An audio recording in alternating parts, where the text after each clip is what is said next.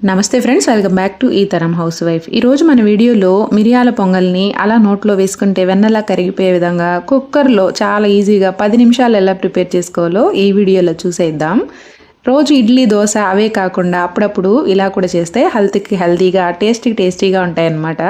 దీనికోసం ఒక కుక్కర్ తీసుకొని ఒక 3/4 గ్లాస్ వరకు బియ్యం, మిగిలిన 1/4 గ్లాస్ వరకు పెసరపప్పు తీసుకోవాలన్నమాట. దీన్నైతే ఈ కుక్కర్లో వేసేసుకొని ఒక 2-3 సార్లు శుభ్రంగా కడిగేసుకోవాలి. ఇలా కడిగిన తర్వాత మనము ఇక టోటల్గా 1 గ్లాస్ అయ్యాయి కదా, బియ్యము పప్పు కలిపి 3 గ్లాసుల నీళ్ళనైతే వేసుకోవాలి. అప్పుడే మనకు కరెక్ట్గా కన్సిస్టెన్సీ వస్తుందన్నమాట పొంగల్కి. ఇప్పుడు ఇందులో కాస్త కరివేపాకు, ఒక 2 పచ్చిమిర్చి కూడా వేసుకోవాలి. రుచికి సరిపడా ఉప్పు కూడా నేను ఇప్పుడే వేసేస్తున్నాను. ఇలా వేసేసి కుక్కర్ పైన మూత పెట్టి ఒక 5 విజిల్స్ వచ్చే వరకు ఉడికించుకోవాలన్నమాట. సిమ్లో పెట్టి ఉడికించుకున్నట్లయితే మనకు సాఫ్ట్గా వస్తుంది పొంగలి.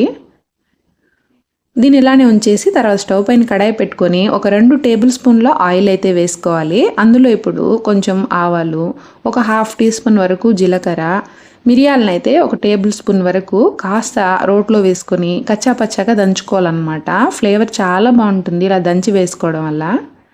తర్వాత కొన్ని జీడిపప్పులు, ఇంకా సన్నగా తరిగిన అల్లం ముక్కలు కూడా ఒక టీ స్పూన్ వరకు వేసుకోవాలి.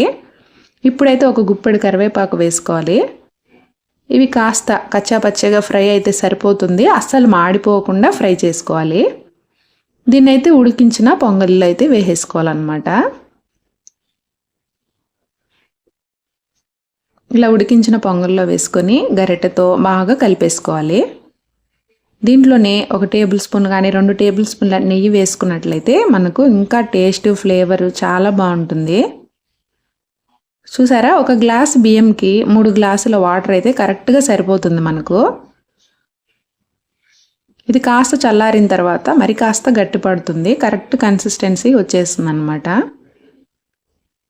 ఆయిల్ అయితే మనకు తగ్గట్టుగా వేసుకోవచ్చు. కొద్దిమంది ఎక్కువగా ఆయిల్, నెయ్యి వేసుకుంటూ ఉంటారు. నేను ఇక్కడ ఒక 2 టేబుల్ స్పూన్ల ఆయిల్ మాత్రమే యూస్ చేశాను. చూసారా, చాలా సింపుల్ కదా, 10 మినిట్స్లో అయిపోయే బ్రేక్ఫాస్ట్ అన్నమాట ఇది కుక్కర్లో అయితే. వీడియో మీకు నచ్చితే ఒక లైక్ ఇవ్వండి ఫ్రెండ్స్. కొత్తగా చూసేవారు మన ఛానల్ని సబ్స్క్రైబ్ చేసుకోవడం మర్చిపోవద్దు. Thanks for watching.